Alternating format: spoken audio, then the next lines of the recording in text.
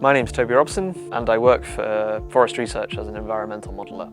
Forest Research is an organisation that looks at all of the government research into forests. I primarily work on the UK's prediction of how much carbon dioxide goes from the atmosphere into forests and how well we can predict how much of it is going to go into the forests in the next 25 years. So the UK wants to have a net zero carbon balance by 2050. That means as much carbon as we're putting into the atmosphere, we are putting back into the ground and the trees. And what I'm doing is working on a giant model that lots of academics have worked on for many years, and I'm just working on one small part of it that makes sure that that prediction is as accurate as it can be.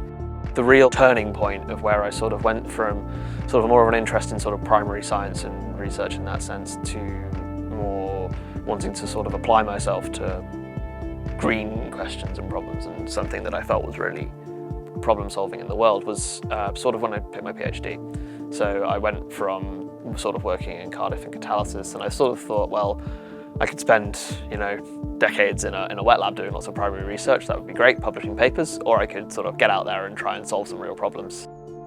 My job involves doing lots of different things. It involves getting data out in the forests and actually doing field work and digging holes and collecting leaves, things like this. But as well as lots of computer work. It's very, very varied. I might, from Monday to Tuesday be out in an experiment in the field, and then on, Wednesday to Friday I might be at home doing modelling or data analysis, or, one week I might have to write a proposal for something, or, it's really very varied, and that's what I love about, one of the things I really love about my job. I think some of the challenges I experience is that I'm working on things that have existed for years, decades. I'm working on very detailed, very, very careful models that are predicting the carbon balance for the whole country. They need to be good, they need to be precise. So that is not daunting, that's the wrong word, but it's certainly an uptick in the importance, I suppose, of the work I'm doing and how detailed and how refined it needs to be. But that's a challenge that, again, I do like that. I like learning about this model. I like that I can spend a long time getting familiar with something that is very complicated, but that is very meaningful and has been worked on by many, academics through decades of work, and it's humbling to be able to contribute to something like that.